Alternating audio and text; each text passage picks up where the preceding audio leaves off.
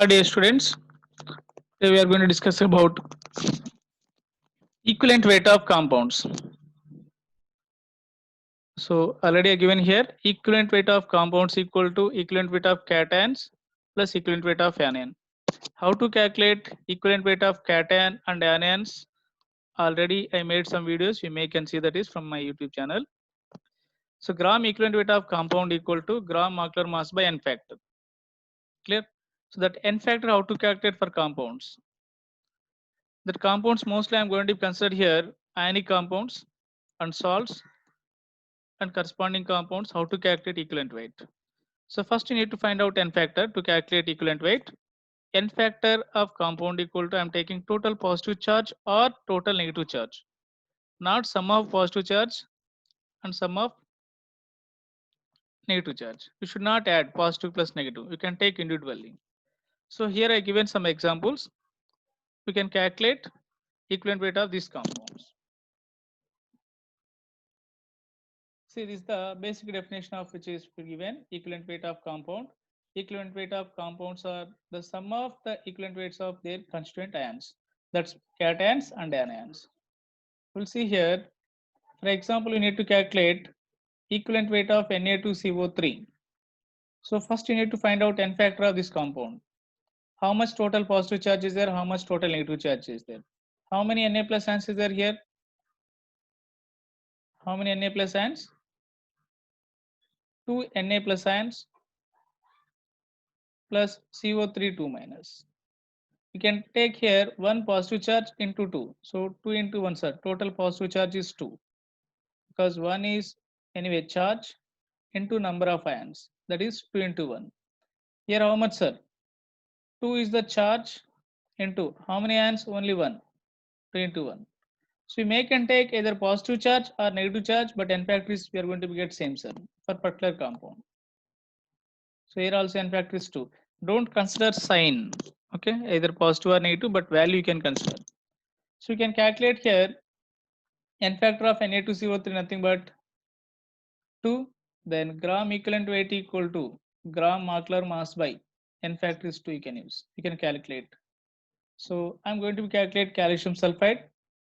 First calculate molecular weight of calcium sulfide. How to calculate? Calcium molecular atomic mass is 40 and sulfur atomic mass is 32. Add both, that is the molecular weight of this compound. Gram molecular mass of calcium sulfide equal to 40 plus 32. You'll get 72. Then n factor, sir, n factor.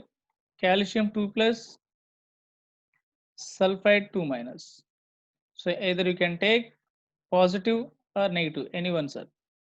Either 2 plus or 2 minus, anyone you can consider, that's the n factor. So that is 2. So gram equivalent weight of CAS equal to gram molecular mass by n factor is 2. Nothing but 72 by 2 will get. I think so 36. And alternate method also we can try, sir, which is our basic definition. Gram equivalent weight of compound equal to equivalent weight of calcium Ca2 plus and equivalent weight of sulfide 2 minus. So you can try it here. Calcium 2 plus, charge is atomic mass is 40, n factor is 2 plus sulfur 32 is the mass and charge is 2, sir. Here n factor, cation n factor is 2, anion n factor is 2. You can calculate here 20 plus 16, even will get 36. You can apply any one method, sir. You will get your answer is both are equal. And similarly, you can apply here aluminum sulfate. Aluminum sulfate molecular weight how to calculate? Same thing. Formula is similar, sir. N factor we have to calculate, then substitute. Here, how much n factor and molecular weight is so much? Molecular weight already given 342 grams. If you have any doubt, you can calculate by adding aluminum plus sulfate weight. Here, aluminum, we may can see here Al2 SO4 taken thrice. If you got here 2Al3 plus SO4, 3 SO4 2 minus. Here n factor equal to 2 into plus 3. So nothing but 6. With respect to cation, n factor 6, or with respect to anion also we can calculate 3 into 2. This also 6. No need to consider sign. So n factor is 6. So gram equivalent weight equal to gram molecular mass here 342 grams already given by n factor is 6. By substituting and calculate you will get your answer. And similarly, potassium oxalate dihydrate. Here we need to consider weight of water but not n factor of water. Water don't consider n factor. Here we make and consider how many cations and anions you will get, sir. We'll get here K2C2O4.2H2O. When dissolved in water, we'll get 2K plus C2O4 2 minus. Is it clear? So here, anyway, what is there? That is aqueous solution. You're writing. So 2 plus, sir. 2 into 1. This is 2. Or this is 2 minus. Charge is 2 minus. So n factor is 2 directly you can take. 2 into 1. So what's the n factor here? N factor of potassium oxalate is 2. Then I hope you know that one. Gram equivalent weight equal to gram molecular mass by n factor is 2 here. Then gram molecular mass already provided 202 by 2. So whatever that value will get your answer. Same thing, potassium also. What is the n factor here? Can you calculate total positive charge? How much? Here 2 potassium. Each potassium is plus 1. We know very well, sir. 2 into 1 plus. Even I'm taking only cations. Aluminum. Each aluminum plus 3. You know that very well. So 2 into 3. What is the total positive charge, sir? Here 2 plus 6, 8 is the positive charge. This is the n factor. Otherwise, if you need to calculate in terms of anion, we make and consider anion, sir. Here sulfate. How much charge? 2 minus 2. I hope you know that one. Sulfate is charge is 2. But here how much are sulfate? 3 sulfates. 3 into 2.